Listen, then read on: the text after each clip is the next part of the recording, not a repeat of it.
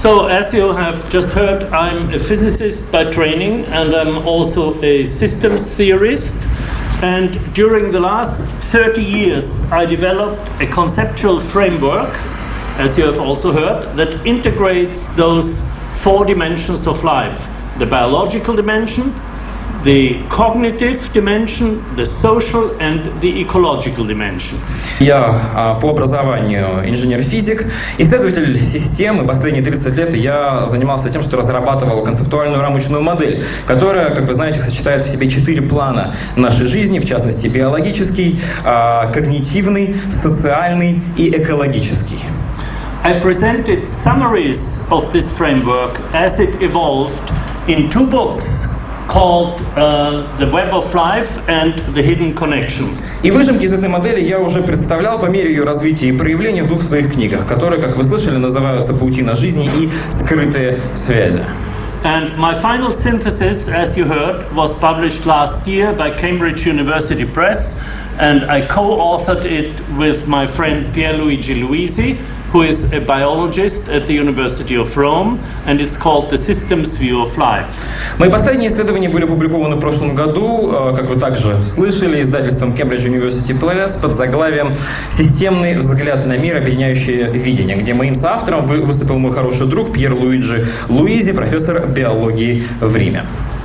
The cover, by the way, is a very beautiful image of Sticks in the Lake by a Scottish artist named Andy Goldsworthy. Кстати, фотография, которая послужила оформлением обложки, снята на озере, где, в общем-то, известный шотландский скульптор Энди Голдсворди изобразил вот такую инсталляцию, собранную из деревянных палок. So in this book we discuss this new conceptual framework and also its philosophical, social, technological, economic and political implications. Итак, книга, которую я представляю, многодисциплинарная, где мы представляем системную рамочную модель, которая сочетает в себе различные измерения. Мы обсуждаем философские, социальные, политические, экономические последствия объединяющего видения. So let me say a few words first about these implications. Позвольте сначала расскажу несколько слов об этих последствиях. The great challenge of our time, as you all know, is to build and nurture sustainable communities. Как вы знаете, главным вызовом нашего времени является построение и воспитание устойчивых сообществ.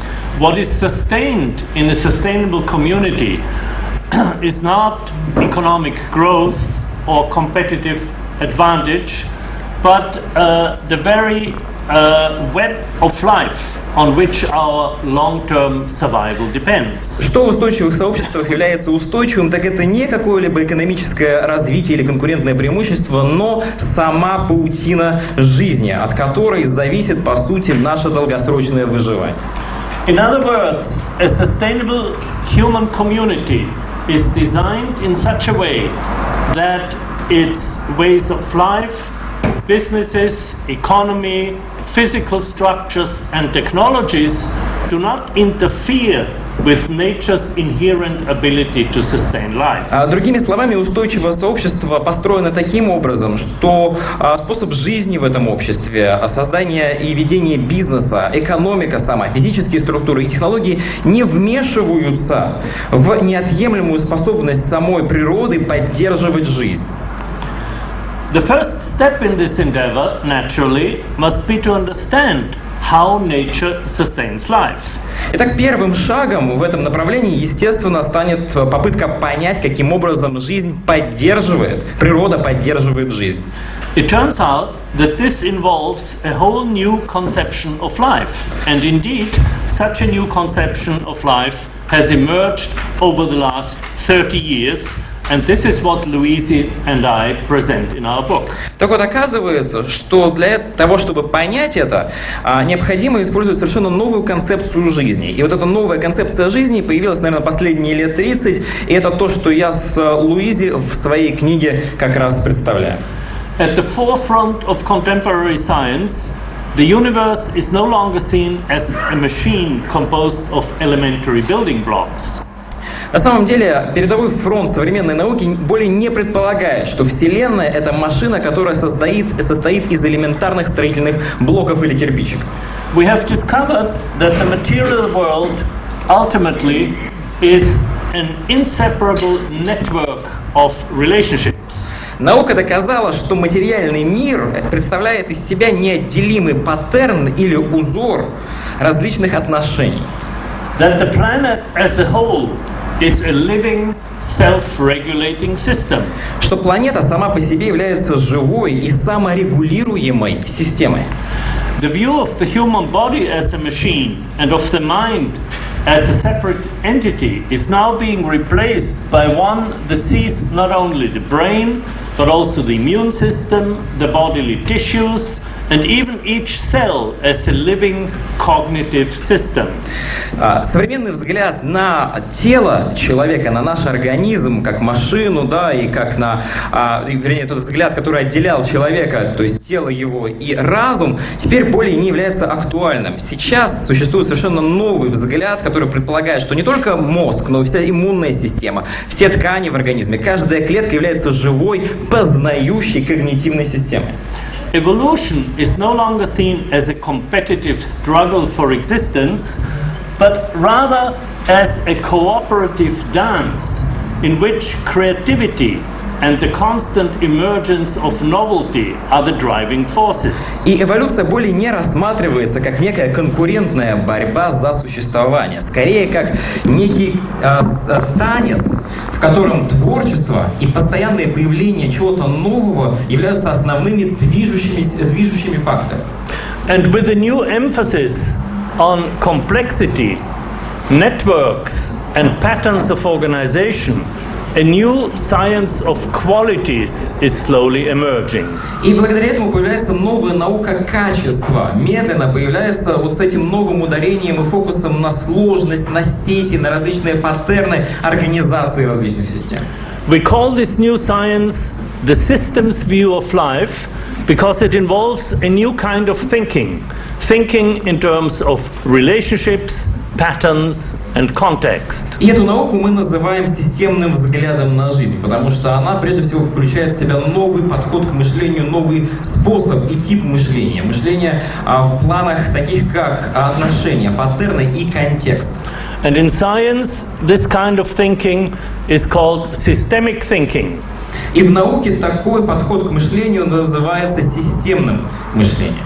It emerged in the 1920s from a series of interdisciplinary dialogues involving biologists, psychologists and ecologists.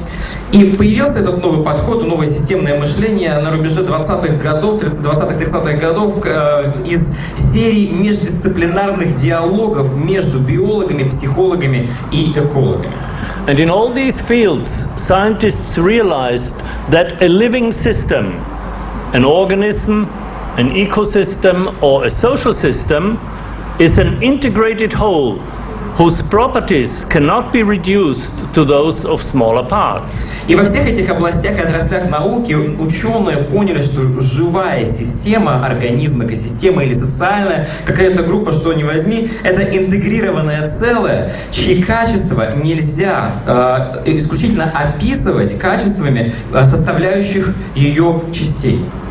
So the so-called systemic properties are properties of the whole which none of the parts have. То есть системные характеристики или качества такого единого целого — это такие качества или характеристики, которые не проявляются у отдельных частей этого целого. And therefore systems thinking involves a shift of perspective from the parts to the whole.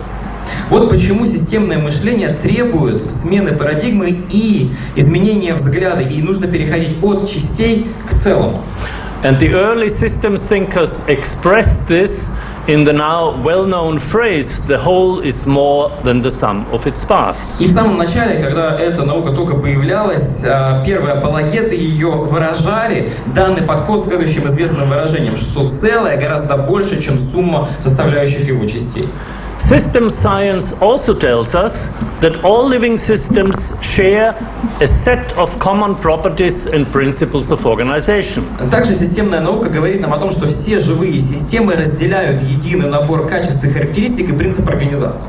And this means that systemic thinking can be used to integrate academic disciplines, which, as you know, are very fragmented today, by discovering similarities between different phenomena within the broad range of living systems. И это означает, что системное мышление сейчас можно применить к различным академическим дисциплинам, которые, как вы знаете, достаточно разрознены на настоящий момент времени, путем обнаружения неких похожих вещей между разными феноменами в рамках широкого количества живых систем. And this is why we call the systems view of life a unifying vision. Вот почему системный подход или системный взгляд на жизнь мы называем объединяющим видением. Now, during the 1970s and 1980s, systems thinking was raised to a new level with the development of complexity theory, technically known as nonlinear dynamics. На протяжении 70-х, 80-х годов системное мышление вышло на совершенно новый уровень благодаря появлению теории сложности, которая технически называется нелинейной динамикой. It is a new mathematical language that allows scientists for the first time to handle the enormous complexity of living systems mathematically. Это новый математический язык, который позволяет ученым впервые, наверное, за все время работать с невероятной сложностью живых систем, используя математический арсенал. Chaos theory and fractal geometry are important branches of this complexity theory. И важными ветвями этой теории сложности являются такие вещи, как теория хаоса и фрактальная геометрия. Now, this new mathematics is a mathematics of patterns, of relationships. For example, the strange attractors of chaos theory and the fractals of fractal geometry are such patterns. They are visual descriptions of the system's complex dynamics. Так вот, эта новая нелинейная математика, нелинейный математический арсенал, он вращается вокруг именно этих самых паттернов и отношений между различными элементами. Появляются такие вещи, например, в теории хаоса, как аттракторы и фракталы, да, в фрактальной геометрии. Это как раз и есть примеры таких паттернов, о которых мы говорим. Это визуальное описание сложной динамики системы.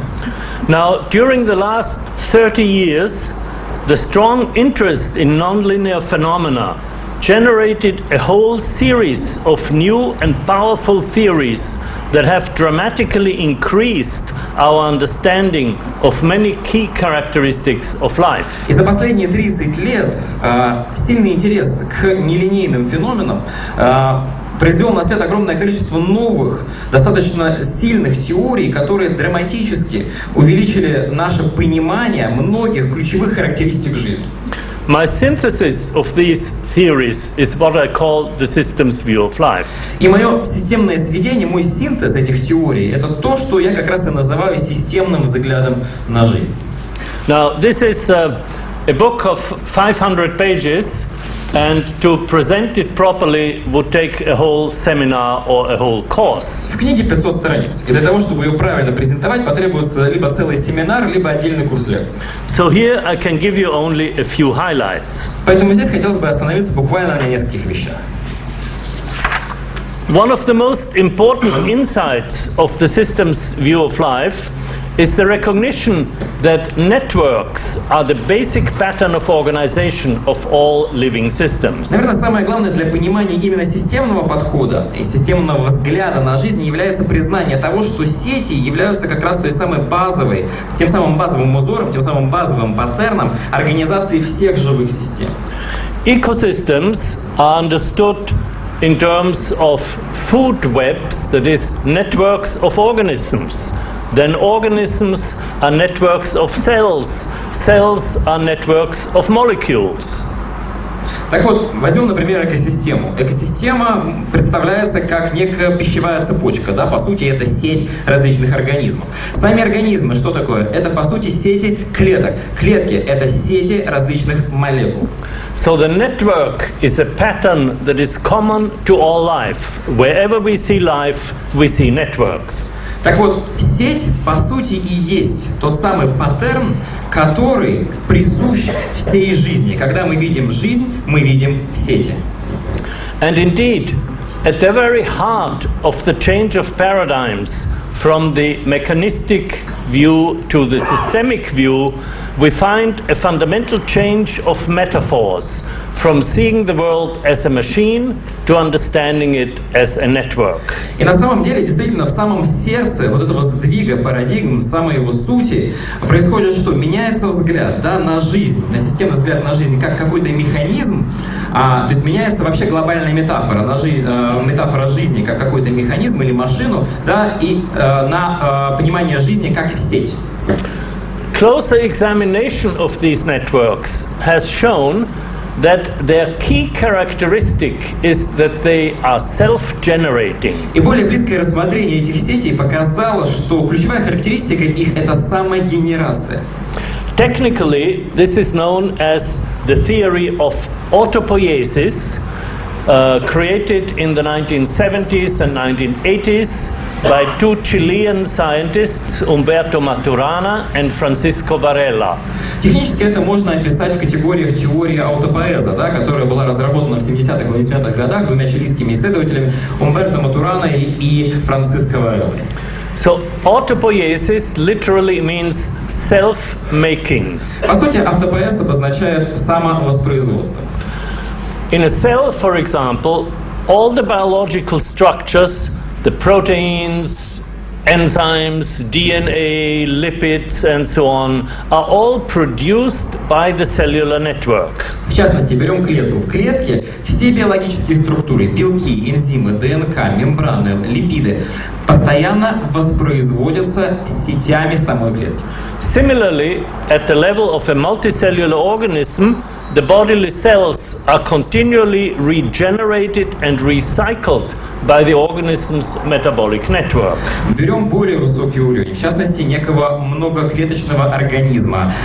Клетки тела постоянно регенерируются, воспроизводятся, перерабатываются метаболической сетью организма. Living networks continually create or recreate themselves by transforming or replacing their components. Живые сети постоянно создают или воссоздают сами себя, трансформируя или замещая свои компоненты. And in this way, they undergo continual structural changes, changing the cells, changing the components, and at the same time they preserve the network pattern. Таким образом, они постоянно проходят через эту процедуру изменения, да, замены каких-то компонентов, воспроизведения новых компонентов, но при этом сохраняя организационную структуру, похожую на паутину. And this coexistence of stability and change is indeed one of the key characteristics of life. Так вот, одной из ключевой особенностей нашей жизни как раз и является такое сосуществование стабильности и перемен. Now let me turn to one of the most important philosophical implications of this new systemic understanding of life, which is a novel conception of mind and consciousness. Теперь позвольте мне перейти к, наверное, одному из самых важных философских посылов этого нового системного понимания жизни, то есть абсолютно новой концепции разума и сознания. And this new conception finally overcomes the Cartesian division between mind and matter. И эта новая концепция сейчас полностью преодолевает предыдущее декартовское деление разума и материи. You will remember that in the 17th century, René Descartes based his view of nature on a fundamental division between two independent and separate realms. Вы, наверное, помните, что в 17 году Рене Декарт как раз предложил следующий взгляд на природу, да, путем фундаментального разделения двух независимых и отдельных друг от друга пластов. So one was the realm of mind, which he called the thinking thing, res cogitans, And the other one was the realm of matter, which he called the extended thing, res extensa. Один из этих пластов он озаглавил, да, это пласт сознания, пласт разума, он озаглавил res cogitans, то есть субстанция мыслящая. А второй из этих пластов, или это измерение, он озаглавил как res extensa, это материя или протяженная субстанция. And following Descartes, scientists and philosophers continued to think of the mind as a thing, and they wondered and were unable to imagine how this thinking thing is related to the body. Ну и впоследствии все последователи Декарта, ученые и философы, они продолжали подходить к изучению разума, продолжали осмыслять сам разум как нечто материальное, при этом как какую-то вещь в себе, да, по сути, как какую-то вещь. И это осложняло работу с такими категориями. Now, the decisive advance of the system's view of life has been to recognize that mind is not a thing, but a process. И решающий прорыв в изучении разума, мышления был получен тогда, когда было понято, что разум — это не есть вещь, процесс. This new conception of mind was developed during the 1960s independently by Umberto Maturana and Gregory Bateson. И вот этот новый подход к разуму, к сознанию был независимо друг от друга разработан в 60-х годах двумя учеными, Умберто Матерана и Грегори Бейтсоном. And a few years later, Maturana and Varela, both working at the University of Chile in Santiago, expanded this key insight into a proper theory, which is now known as the Santiago theory of cognition. И буквально несколько лет спустя Матурана и Варелла, работающие тогда в университете Чили в Сантьяго, объяснили вот эту импликацию и вывели ее непосредственно в теорию, которая сегодня имеет наименование теории Сантьяго. And during the past 3 decades, the study of mind from this systemic process perspective has blossomed into a rich interdisciplinary field known as cognitive science. И за последние 3 десятилетия это изучение разума, да, с процессного такого технологического подхода превратилось в целое богатое междисциплинарное поле для исследований, которое сейчас известно как когнитивная наука. This cognitive science transcends the traditional frameworks of biology, psychology and epistemology and unifies them. И этот междисциплинарный подход, эта когнитивная, познавательная наука сейчас расширяет границы отдельных отраслей биологии, психологии, эпистемологии и объединяет их воедино. Now, the central insight of the Santiago theory is the identification of cognition, the process of knowledge, with the very process of life. И центральной мыслью в теории Сантьяго служит следующее. Понимание, познание, да, процесса когниции должно быть неотъемлемо связано с процессом жизни. Cognition, according to Maturana and Varela, is the activity involved in the self-generation and self-perpetuation of living networks. Так вот, когниция, согласно Матуране и Варелле, или познание, это та деятельность, которая включается в самогенерации, в самовоспроизведении и самосохранении живых сетей. In other words, cognition is the very process of life. Другими словами, когниция — это процесс жизни. And the interactions of a living system, plant, animal or human, with the environment are cognitive interactions. И взаимодействие живых организмов, растений, животных или человека со своей средой обитания — это когнитивное взаимодействие. And in this way, life and cognition become inseparably connected. Mind, or more accurately, mental activity, is immanent in matter at all levels of life. Таким образом, жизнь и когниция, то есть познание, неотделимы, становятся неотделимы друг от друга. Разум, или, говорить более точно, познательная деятельность или умственная деятельность присуща материи на всех уровнях жизни. This is a radical expansion of the concept of cognition and implicitly the concept of mind. И это радикальное расширение ранее существовавшей концепции когниции или познания и имплицитно концепции всего разума. In this new view, cognition involves the entire process of life, including perceptions, emotion, and behavior, and it does not even need a brain and a nervous system necessarily. Согласно этому подходу, когниция вовлекает в себя целый процесс жизни, да, включая такие вещи, как ощущения, эмоции, поведение, и не обязательно требует участия разума, то есть мозга и нервной системы. For example, plants, which don't have a brain, or bacteria even, are involved in cognitive processes. То есть это означает, что растения, у которых нет мозга, и даже бактерии вовлечены в когнитивные процессы. Now, in science, when you have a radically new idea, you have to show that it actually advances understanding. Otherwise, it could just be a play of words. А в науке, если появляется какая-то радикальная идея, вы должны обязательно показать ее новизну и то, что она является прорывной. Иначе вы вовлекаетесь в игру слов. And the best way to show this about the Santiago theory is to visit the old problem of the relationship between mind and brain. И один из лучших способов попытаться понять, есть ли какой-то прорыв в этой теории, это вернуться с помощью вот этой теории к изучению или к ответу на вопрос достаточно старый и тернистый, да, именно взаимоотношения между разумом и мозгом. This has confused scientists and philosophers for centuries. Этот вопрос не давал покоя ученым и философам многие века. But in the Santiago theory, this relationship is simple and clear. Но в теории Сантьяго это отношение между мозгом и разумом простое и четкое. The Cartesian characterization of mind as a thing is abandoned. Mind is not a thing, but a process. В частности, картезианская характеристика разума как мыслящей какой-то вещи, да, оставляется. Разум — это не вещь, это процесс познания.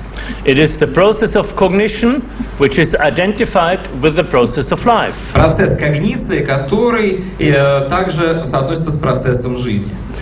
The brain is a specific structure through which this process takes place. А мозг — это конкретная структура, через которую или посредством которой данный процесс вообще осуществляется. So the relationship between mind and brain is a relationship between process and structure. Таким образом, отношение между разумом и мозгом — это отношение между процессом и структурой.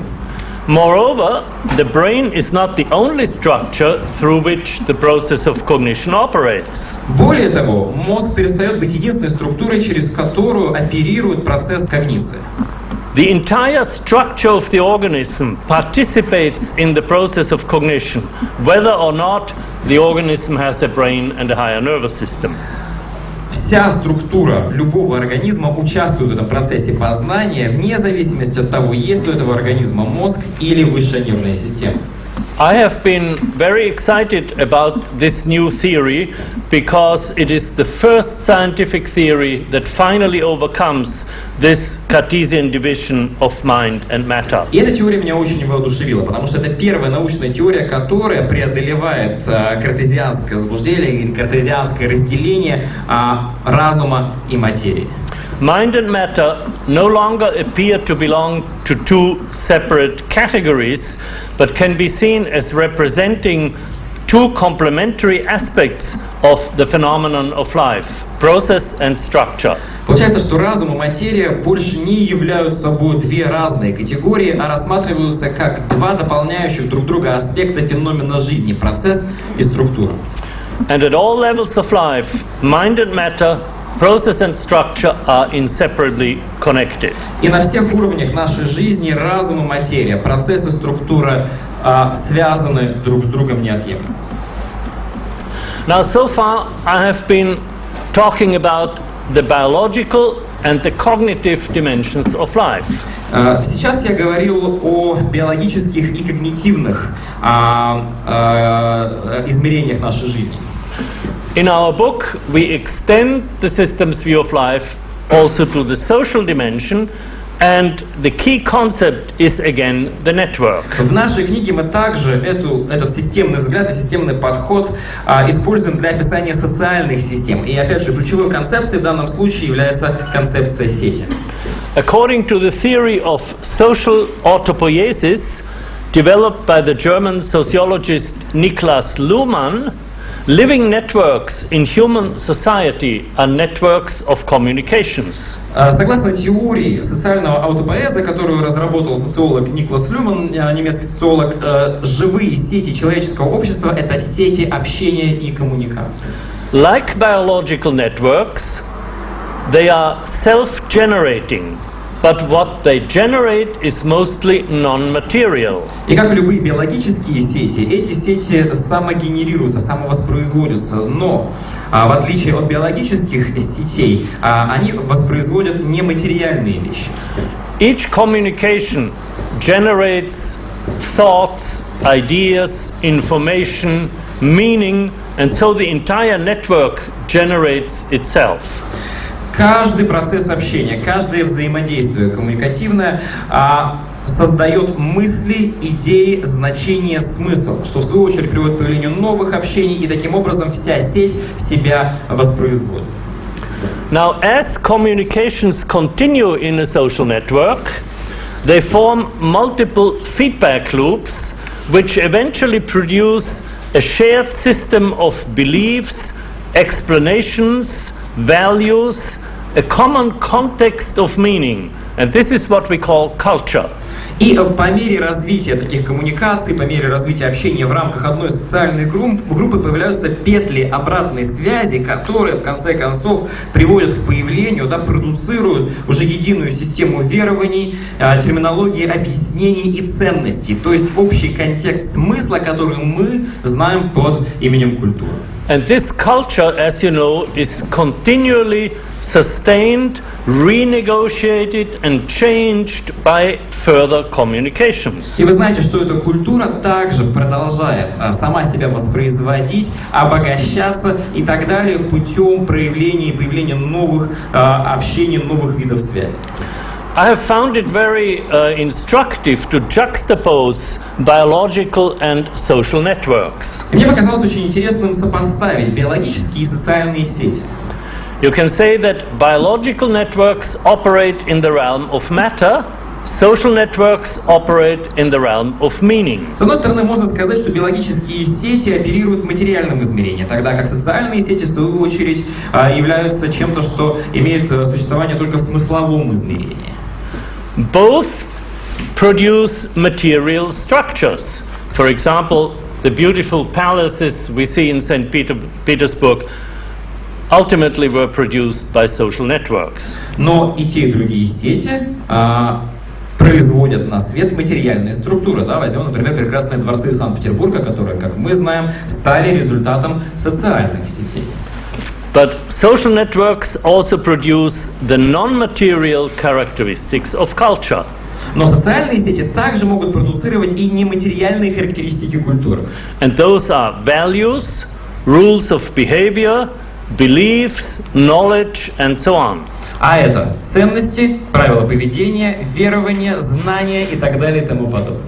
Now, biological systems, biological networks exchange molecules in their networks of chemical reactions. С одной стороны, биологические системы обмениваются молекулами в рамках сетей химических реакций. Social systems exchange information and ideas in their networks of communications. Социальные же системы обмениваются информацией и идеями в их сложных сетях коммуникаций. Biological networks produce and sustain a material boundary which imposes constraints on the chemistry that takes place inside it. Биологические сети производят и поддерживают материальные границы, которые накладывают определенные ограничения на те химические процессы, которые происходят в рамках этих границ. Social networks produce and sustain a non-material cultural boundary which imposes constraints on the behavior of its members. Социальные сети производят и поддерживают нематериальные или культурные границы, которые накладывают свои ограничения на поведение членов этих сетей. And this last part in particular, the nature and role of boundaries in biological and social systems, is quite intriguing and in my view should be explored in much more detail. Этот последний тезис, то есть природа и роль границ в биологических и социальных системах, мне кажется очень интригующе и, по моему мнению, должна рассматриваться гораздо более детально. So if any of you students are looking for a thesis subject, here is a fascinating subject for a dissertation. Поэтому, если вы еще свою диссертацию не написали, вот прекрасная тема, пожалуйста. Now, in this lecture, I could give you only some of the highlights of my synthesis of the systems view of life. А в этой лекции я могу лишь дать краткий обзор моего общего синтеза системного взгляда на жизнь. In our textbook, we go into much more detail, and we emphasize also the fact that many of the early pioneers of systems thinkers were Russian scientists. В нашей книге мы затрагиваем гораздо больше деталей и подчеркиваем тот факт, что многие из первопроходцев вот этого системного мышления были именно российскими учеными. Let me just give you a few examples. Позвольте привести вам буквально несколько примеров. The earliest systems theory was the theory of tectology published by the medical researcher, philosopher and economist Alexander Bogdanov around 1915. Например, самая ранняя системная теория, под названием теория тектологии, была опубликована медицинским исследователем, философом, экономистом Александром Богдановым в 1915 году. Bogdanov is not very easy to read because he creates his whole special terminology. Теория Богданова не самая простая в плане чтения, потому что он создает собственную терминологию и описывает явления с помощью собственной терминологии. But if you really go into it, you will see that he anticipated the conceptual framework of general systems theory developed by Ludwig von Bertalanffy several decades later, and he also anticipated some of the key concepts of cybernetics, again several decades in advance. Но если мы в его теорию углубимся, то мы сможем увидеть там прекурсоры и реально первые ростки общей теории систем, которая была разработана позднее уже Людвигом Берталанфе, несколько десятилетий позднее. А также мы увидим там основные ключевые идеи теории кибернетики, которые опять же появились спустя несколько десятилетий. Another example, the view of the Earth as a living system, known today as the Gaia theory, was first formulated scientifically by the geochemist Vladimir Vernadsky, as you know, and this was in his pioneering book Biosphere, published in 1926. Ну а в 1926 году взгляд на Землю как на живую систему, то, что сегодня мы знаем как теория геи Земли, впервые была сформулирована геохимиком Владимиром Вернадским в его первой работе, которая была заглавлена, как вы знаете, «Биосфера». And now let's move on to the 1970s. One of the first scientists to apply complexity theory to the study of living systems was the Russian-born Nobel laureate Ilya Prigozhin, or you say Prigozhin, yes. who worked at the University of Brussels. Ну а теперь перенесемся в 70-е годы, и первым ученым, который применил теорию сложности в процессе изучения живых систем, был русский, ученый русского происхождения из университета Брюсселя, который получил Нобелевскую премию, Илья Пригожин. So Prigozhin formulated his theory of dissipative structures, and he did so based on investigations of chemical systems operating far from equilibrium, which produce very striking periodic oscillations. И Пригожин сформулировал теорию диссипативных структур, основываясь на своих исследованиях химических систем, которые работают не в равновесии и при этом демонстрируют достаточно значительные химические колебания. The first chemical oscillation of this kind was discovered in the 1950s by the chemist Boris Belousov, and was studied in more detail later by the biochemist Anatoly Zhabotinsky. И первое химическое колебание такого рода было обнаружено открыто в 1950 году химиком Борисом Белоусовым, а затем чуть более детально было изучено биохимиком Анатолием Зhabotinskym. And today this whole family of oscillating chemical reactions is known as the Belousov-Zhabotinsky reaction. Теперь все это семейство химических колебаний или реакций химического колебания имеет название реакции Белоусова-Зhabotinского. And for most Europeans this is too difficult to pronounce, so they call it the BZ reaction. Но так как большинству европейцев этих две фамилии не произнести вообще, реакции называют реакцией BZ. So finally, let me mention one of the most important implications of Prigozhin's theory. В конце хотелось бы рассказать о, наверное, наиболее самой важной идее теории Пригожина. All dissipative structures have the potential to evolve. Согласно его взгляду, все диссипативные структуры имеют потенциал на развитие. And not all dissipative structures are living systems. These chemical reactions are not living systems, but they can evolve.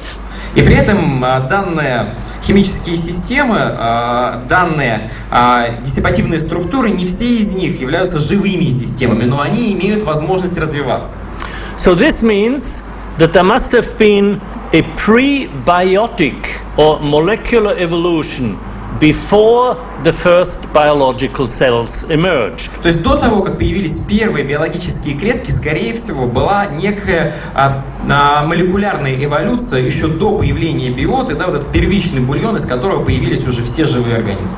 Now this view is widely accepted among biologists today, but it was radical when it was first proposed, and it was first proposed in 1924 by the chemist Alexander Oparin. Сегодня этот взгляд, конечно, разделяют многие биологи современности, но когда этот взгляд, когда эта теория была только предложена в 1924 году, она казалась радикальной. Предложил ее химик Александр Опарин.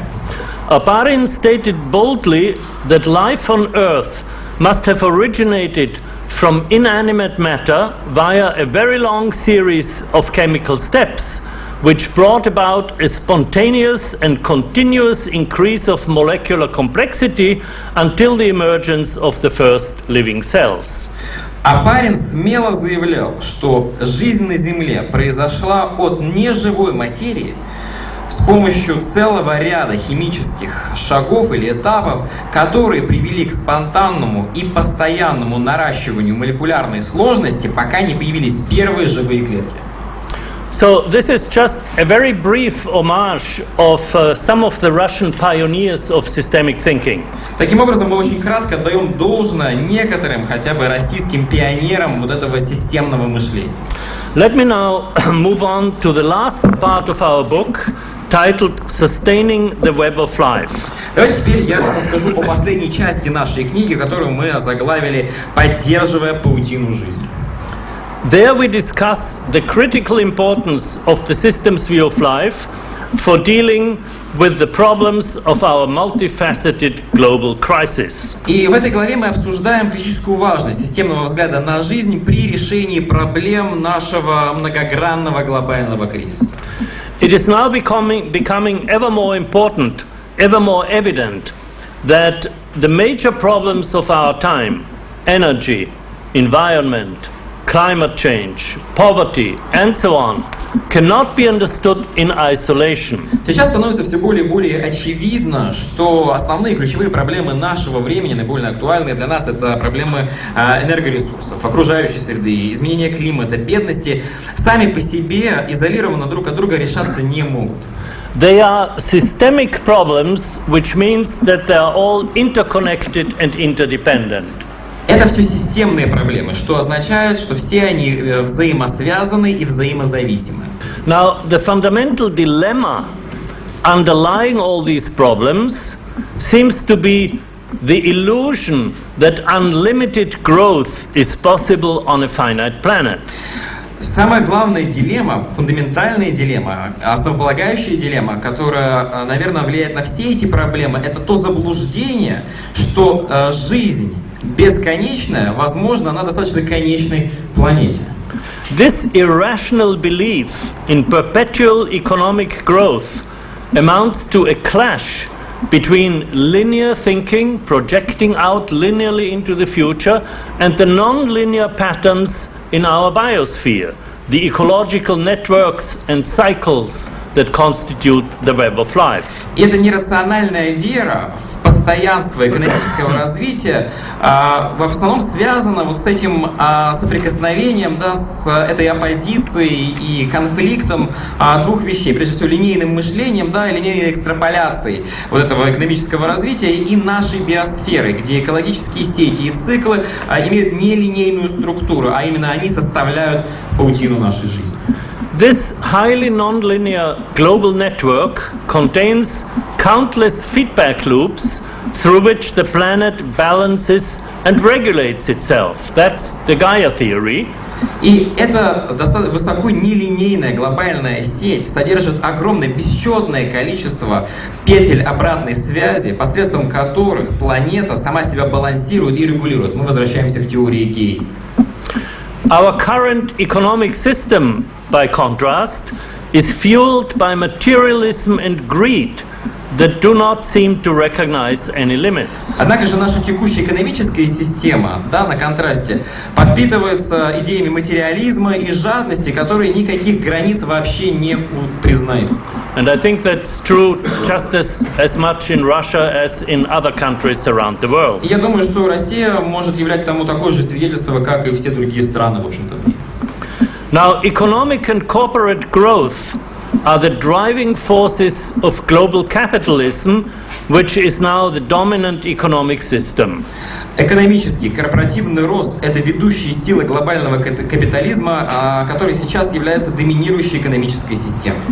At the center of the global economy is a network of financial flows that has been designed without any ethical framework. И в центре этой глобальной экономики находится сеть таких финансовых транзакций, финансовых перетоков, которые были спроектированы без учета и принятия во внимание какой-либо этической рамки.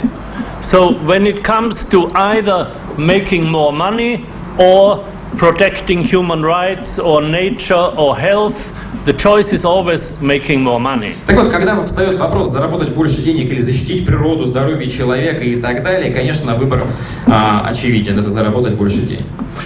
And therefore, social inequality and social exclusion are inherent features of economic globalization. Таким образом, социальное неравенство, социальная эксклюзия или исключение – это неотъемлемые части нашей экономической глобализации. In this economic system, perpetual growth is pursued relentlessly by promoting excessive consumption and a throwaway economy that is energy and resource intensive, generating waste and pollution and depleting the Earth's natural resources. В рамках этой экономической системы постоянный линейный рост является исключительной целью, которая достигается путем продвижения безмерного потребления, такой потребительской экономики, которая требует огромного количества энергоресурсов и любых других ресурсов и генерируют, оставляют после себя мусор и загрязнение, тем самым истощая природные ресурсы планеты. Moreover, these problems are exacerbated by global climate change, which is caused by our energy-intensive and fossil fuel-based technologies. Более того, эти экологические проблемы усиливаются и глобальным изменением климата, которое связано, соответственно, с нашими технологиями, основанными на энергоинтенсивных технологиях, да, и на ископаемых видах энергоресурсов. It seems then that our key challenge is how to shift from an economic system based on the notion of unlimited growth to one that is both ecologically sustainable and socially just. Таким образом, кажется, что нашим ключевым вызовом является ответ на вопрос, каким образом перейти от экономической системы, основанной на вот этом понимании бесконечного или безграничного роста, к такому росту, который и экологически устойчив, и социально справедлив. Now, some people promote the idea of no growth or negative growth, but I don't think that's the answer. И некоторые на самом деле пропагандируют идею отсутствия роста или отрицательного роста, но это не есть ответ на наболевший вопрос. Growth is a central characteristic of life. A society or an economy that does not grow will sooner or later die. Дело в том, что рост так или иначе является центральной характеристикой всей жизни. Общество или экономика, которая не растет, в конце концов погибает. But growth in nature is not unlimited, nor is it linear. Но рост в природе не является линейным и не является неограниченным. While certain aspects of organisms or ecosystems grow, others decline, and when they do so, they release and recycle their components, which become resources for new growth. По мере роста определенных частей организмов, экосистем, другие части или компоненты этих организмов и экосистем уходят в небытие, погибают, освобождая и высвобождая тем самым дополнительные ресурсы для роста этих систем. This kind of balanced, multifaceted growth is well known to biologists and ecologists. Такого рода сбалансированный, многогранный рост хорошо знаком биологам и экологам. And I call it qualitative growth to contrast it with the concept of quantitative growth pursued by most of our economists. Я такой рост называю качественным ростом, по контрасту с количественным, концепцией количественного роста, который, в общем-то, используется и к которому прибегают большинство экономистов. In fact, most of what is called growth by economists today is waste, which means that we have largely an economy of waste and destruction. На самом деле, большая часть из того, что сейчас экономисты называют ростом, это мусор. И по сути мы живем в экономике, которая состоит из мусора и уничтожения. Qualitative growth, by contrast, is growth that enhances the quality of life through generation and regeneration. Качественный же рост, с другой стороны, это тот рост, который улучшает, усиливает качество жизни посредством дополнительного воспроизведения, регенерации жизни.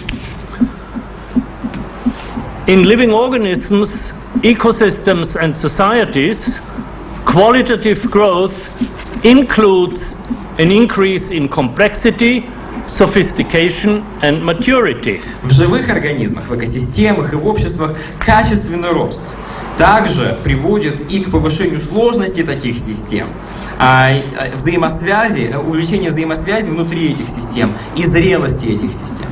So we need to qualify growth, that is, we need to be able to distinguish between good growth and bad growth. Итак, нам необходимо придать качественные характеристики росту, обозначить их, чтобы определить, где же рост хороший, а где же рост плохой. From the ecological point of view, this distinction is very easy. Так вот, с экологической точки зрения, это различие очень простое. Growth that uses fossil fuels, toxics, growth that destroys community, increases social inequality, all that I would call bad growth. Весь тот рост, который зиждется на ископаемых источников, на ископаемых топливах, на ископаемых видах энергоресурсов, который зиждется на увеличении неравенства социального, который зиждется на воспроизводстве каких-то токсических веществ. Это плохой рост. And growth that uses renewable energies and enhances communities locally, protects ecosystems, that is the good growth. А тот рост, который зиждется, основан на возобновляемых источниках энергии, который позволяет сообществам мирно существовать друг с другом, жить и, соответственно, обогащает и развивает их, вот это хороший рост. Now, to conclude, I want to come back to the concept of ecological sustainability. В конце я хотел бы вернуться к концепции экологической устойчивости. As I've mentioned before, A sustainable human community is designed in such a way that its ways of life, businesses, economy, physical structures and technologies do not interfere with nature's inherent ability to sustain life. Как я уже упоминал в самом начале, устойчивое человеческое сообщество или общество спроектировано, построено таким образом, что его способ жизни, ведение бизнеса, экономика, физические структуры, технологии не вмешиваются и не нарушают неотъемлемую способность природы поддерживать жизнь. So the first step in this endeavor is to understand how nature sustains life. In other words, to understand the basic principles of ecology. Итак, первый шаг тогда в понимании данного подхода – это понять, что, каким образом Земля, природа поддерживает жизнь. То есть необходимо понять паутину жизни. And this understanding is what I have called ecological literacy or eco-literacy. И это понимание – это то, что я называю экологическая грамотность или экограмотность. In the coming decades, the survival of humanity will depend on our eco-literacy, on our ability to understand the basic principles of ecology and to live accordingly. В следующие десятилетия выживание человечества невозможно и будет зависеть от непосредственно нашего уровня экограмотности, то есть нашей способности понять базовые принципы экологии и возможность существовать в рамках этих базовых принципов. And this means that eco-literacy must become a critical skill for politicians, business leaders and professionals in all spheres, and should be the most important part of education at all levels. Это означает, что экограмотность должна стать ключевым навыком наших политиков, корпоративных лидеров, профессионалов в разных сферах жизни. И должна стать самой главной, самой важной частью нашего образования на всех уровнях, начиная от начальных школ до университета. We need to teach our children, our students, and our corporate and political leaders, if you wish, the fundamental facts of life. Мы должны научить наших детей, наших студентов, наших политических и корпоративных лидеров фундаменту жизни, фундаментальным фактам жизни. For example, that one species waste is another species food. Например, тому, что генерируемый мусор одного вида, да, или какие-то выбросы одного вида, это еда или пища другого вида. That matter cycles continually through the web of life. Что материя постоянно циклирует по паутине жизни. That solar energy drives these ecological cycles. Что эти экологические циклы зависят от солнечной энергии. That diversity assures resilience. Что разнообразие гарантирует сопротивляемость.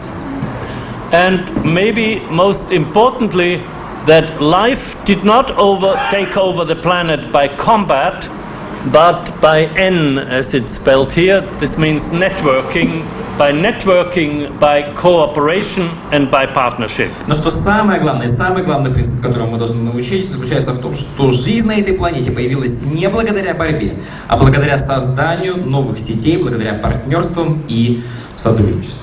And I will end with this important exhortation to make the principles of ecology the very center of education at the school level, at levels of university, and at the professional training in all professions. И на этом я хотел бы закончить, на том, что экограмотность, да, образование и обучение основным фундаментальным принципом экологии – это то, чем мы должны заниматься в школе, в университетах, обучать наших политических лидеров и в рамках уже профессионального образования или повышения квалификации. And thank you very much for your attention. На этом я хотел бы поблагодарить за внимание.